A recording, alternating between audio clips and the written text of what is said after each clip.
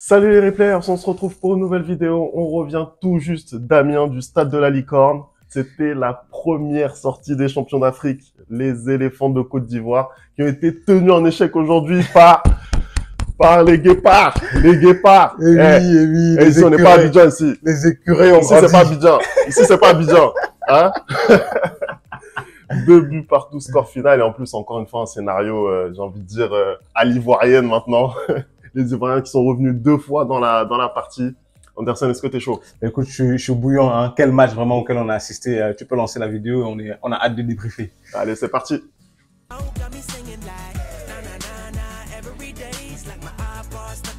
On commence tout de suite cette vidéo. Voilà, la Côte d'Ivoire qui n'a pas pu faire mieux que 2 buts partout, score final. Donne-nous un petit peu tes impressions sur ce match, Anderson. Bah écoute, la première sortie des champions d'Afrique, hein, la Côte d'Ivoire qui a remporté la CAN chez elle de fort belle manière et qui jouait son premier match amical des deux, hein, parce que mardi, je crois, ou mercredi, ils rencontrent l'Uruguay. Premier match, ils ont décidé d'affronter le Bénin, une équipe relativement plus faible normalement sur le papier. On a eu un très très beau match. Hein. J'ai été vraiment surpris de l'équipe nationale du Bénin. Hein. Les écureuils ont grandi, ils se sont transformés en guépards. Hein. Ils ont changé de nom et apparemment ils ont changé d'entraîneur, ils ont changé de tactique, ils ont changé de manière de jouer. Tout était beau, vraiment. On est allé assister au match à Amiens, une belle ambiance. Les supporters étaient vraiment contents de retrouver cette équipe championne d'Afrique. On a vu un match assez équilibré, c'est-à-dire que la Côte d'Ivoire a eu la possession du ballon, mais les Béninois ont eu les occasions les plus dangereuses dans le match et ont justement été récompensés par cette ouverture du score. Corner direct, je crois. Ouais, corner, on sait pas trop, on n'a pas bien vu là où on n'a pas trop compris. Mais... On va voir les ralentis.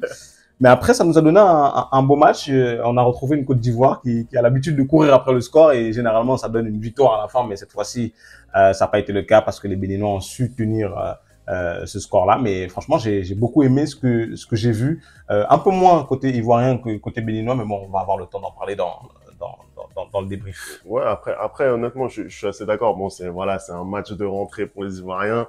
Ils ont fait le plus important. Ils ont été champions d'Afrique dans leur propre CAN. Aujourd'hui, voilà, c'était leur jubilé, quoi. Ils étaient venus présenter le trophée.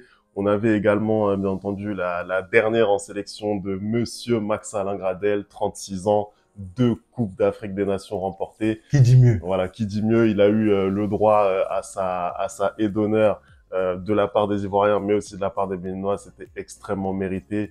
Il a reçu le bouquet de fleurs de la part de Steve Mounier, le capitaine de la sélection béninoise. Très beau geste, hein, vraiment. C'était pas obligé, mais c'est un très beau geste. Vraiment, c'était un bon moment. On l'a senti très très ému, Max-Alain Gradel. Et en plus de ça, il a eu la chance de marquer dans ce match, puisque les Ivoiriens sont revenus sur un coup franc justement de Max-Alain Gradel, où là aussi on sait pas trop, on pensait qu'il avait été touché. Au final, c'est un coup franc direct. Ça tourne à l'Agbé qui peut rien faire là-dessus, et ça fait un partout. Et on a senti clairement, hein, autant les meilleures occasions étaient béninoises, je trouve, sur l'ensemble du match, mais c'est vrai que on va dire sur la fin de première période, on a senti quand même les Ivoiriens qui ont accéléré en version. Bah totalement en fait, c'est-à-dire qu'à partir du moment où, comme je l'ai dit, ils avaient le ballon en fait, tout le match ils ont eu le ballon, même si en première période on sentait que les Béninois étaient beaucoup plus pressants dans les occasions et ils avaient les occasions franches. À partir du moment où la Côte d'Ivoire a égalisé, ils ont retrouvé la maîtrise du ballon et notamment ce côté gauche avec Simon Adangra qui a été encore une fois de plus fantastique dans ce match. C'est-à-dire qu'il a la capacité à chaque fois qu'il touche le ballon comment dire, il a une vista incroyable. Tu me le disais pendant qu'on était dans les gradins. C'est-à-dire qu'il sait déjà où sont placés ses coéquipiers. Il sait déjà comment il va orienter le ballon. Aucune touche n'est superflu. Vraiment, c'est incroyable la progression de ce jeune-là et j'ai hâte de voir jusqu'où il va aller. Et oui, les Ivoiriens finissent largement mieux la première mi-temps. Ils ont totalement le contrôle. On revient en deuxième mi-temps et là, surprise encore une fois de plus, le Bénin qui arrive à faire et qui nous fait le même scénario qu'en première mi-temps. Ils arrivent à mettre ce deuxième but. Moi, j'aimerais revenir sur la prestation de comment il s'appelle, de Junior Olaitan, mais vraiment quel match, un doublé et ce deuxième but là plein de sang-froid parce que il part en profondeur, il se fait rattraper, il arrive à ajuster le défenseur et il ajuste aussi Fofana pour mettre son but. Franchement, bravo à lui. J'ai été plein de surprises dans cette équipe béninoise. Je vais en citer quelques-uns après encore. Mais quel match. Ouais, là, Ethan, ce qu'il nous fait sur ce deuxième but, c'est incroyable. C'est voilà le crochet, le but. Il bat le gardien ivoirien. C'était fou, hein. Moi, je vais te dire, depuis le stade, j'étais comme un ouf. Voilà, on va pas se mentir. J'ai les images, j'ai les images. Pour ceux qui veulent voir les images, dites-moi, j'ai les images de Femi qui célèbre le deuxième but.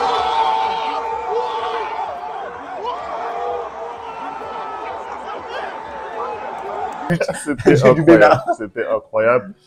À ce moment-là, sincèrement, je pensais vraiment cette équipe béninoise capable de gagner le match. Ça aurait été incroyable, inattendu, mais ils l'ont pas fait. Mais tu l'as dit, équipe béninoise qui a été très très sérieuse. C'est une équipe qui a eu du mal à se lancer dans les qualifications pour la Coupe du Monde. Elle n'a pas réussi à battre le Lesotho. Elle a été battue par l'Afrique du Sud. Ça, c'était avant la CAN, CAN à laquelle elle n'a pas participé. Elle a été sortie par le Mozambique au bout d'un match assez rocambolesque et une qualification au final 3-2 du Mozambique.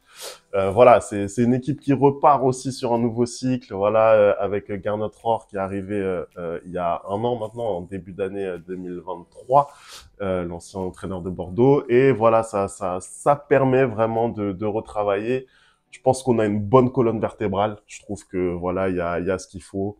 On a Steve Mounier qui également par son gabarit est capable de conserver les ballons. Non, mais c'est une dinguerie ce qu'il a fait dans ce match. C'est-à-dire qu'il a perdu, je crois, aucun duel aérien. Et pourtant, il avait des clients en face. Hein. Il avait notamment Boli, il avait demandé aussi. Mais il a été très très fort. Il y a lui, il y a aussi Utonji, hein, avant que j'oublie, le numéro 17 de cette équipe du Bénin, mais fantastique. En fait, j'ai trouvé que techniquement, il était très très très au-dessus. Sa capacité à conserver le ballon et à négocier les 1 contre 1 notamment. Quel joueur. Et franchement, je m'attendais pas. Je vais pas mentir. Je pensais qu'on allait aller voir un bon 3-0 de la part de la Côte d'Ivoire contre le Bénin. J'ai été surpris parce qu'ils ont vraiment posé le ballon, ils ont fait énormément de jeux. Et même côté Côte d'Ivoire aussi, hein, il y a eu des ballons posés. Franchement, ça fait plaisir de voir les équipes africaines jouer de cette manière maintenant, pardon. À l'époque, c'était beaucoup de ballons balancés, c'était beaucoup physique et de l'engagement. Et là, on voit que les équipes travaillent techniquement et on voit des attaques placées. Hein. Quand on regarde le deuxième but du Bénin, c'est clairement une contre-attaque et une attaque placée qui amène ce but-là. Franchement, c'est très beau. Non, vraiment. Et pour poursuivre encore sur Andreas Utonji, voilà, c'est un joueur qui fait une bonne saison en Ligue 2 française. Voilà, il est deuxième meilleur buteur de la Ligue 2. Voilà, Steve Mounier aussi, on présente plus avec Brest qui va certainement jouer la Ligue des Champions, hein, attention. Donc voilà, non, il y a du matériel au Bénin maintenant. À nous aussi de laisser le temps à cette équipe de se développer, et je pense que ça peut être une des équipes qui va compter en Afrique dans les années qui vont arriver. Pour revenir un petit peu sur le match de la Côte d'Ivoire, bon, c'est pas le match de l'année pour eux, clairement. C'est peu de le dire. T'as pensé quoi, toi, du match de Kessié, puisque c'est un des héros de l'épopée ivoirienne. T'en as pensé quoi, toi? Il a été très très timoré aujourd'hui. J'ai trouvé que franchement, on a un Franck Kessié qui n'a pas pesé sur le jeu, c'est-à-dire qu'il n'a pas essayé de dépasser un peu ses fonctions, comme ce fut le cas notamment en deuxième partie de la CAN en Côte d'Ivoire. Là aujourd'hui, il était presque absent. On l'a pas souvent vu, mais pour moi ça n'a pas été le seul. Hein. Je vais pas l'accabler que lui. Quand je regarde la ligne offensive, ça a été un peu le cas pour Jérémy Boga notamment. Jérémy, à un moment donné, Jérémy fait des efforts. J'étais sur la ligne, j'étais en train de t'écrire dessus. Fait des efforts, c'est-à-dire que Jérémy, chaque fois qu'il touche le ballon, tu sais que l'action est terminée. Parce qu'il va rien faire avec le ballon, tu vois ce que je veux dire? Il n'arrive pas à éliminer son vis-à-vis. Il garde beaucoup trop le ballon. Lâche ton ballon, Jérémy, lâche ton ballon. Tu joues, le football, ça se joue à 11. Et là, tu joues perso tout le temps. Ça a été la même chose pour son coéquipier d'attaque aussi, Jean-Philippe Crasso. Je trouve que vraiment, il pèse pas du tout sur la défense béninoise. Il n'a pas du tout pesé. Même dans le match aujourd'hui, j'ai pas trouvé qu'il a pesé. Et quand tu vois que finalement, ça le sort et ça le remplace par Karim Konaté, c'est la même chose. Je suis désolé, on gagne pas au change. Aujourd'hui, tu vois clairement que cette Côte d'Ivoire-là, bah, elle a un numéro 9 qui s'appelle Sébastien Haller. Et quand il est pas là, bah, c'est compliqué. C'est compliqué. C'est très, très compliqué même parce que ils sont pas capables, ceux qui sont remplaçants, de le substituer et de le remplacer à sa juste hauteur. En même temps, c'est difficile. Mais vraiment, la prestation globale de certains joueurs ivoiriens m'a vraiment déçu, notamment Kessié, comme je l'ai dit, Boga, je pense que c'est vraiment le pire. Par contre, il y a encore une fois de plus, je tiens à préciser Wilfried Sango et Simon Adingra, mais quel joueur, c'est magnifique ce qu'on voit. Vraiment, c'est des joueurs.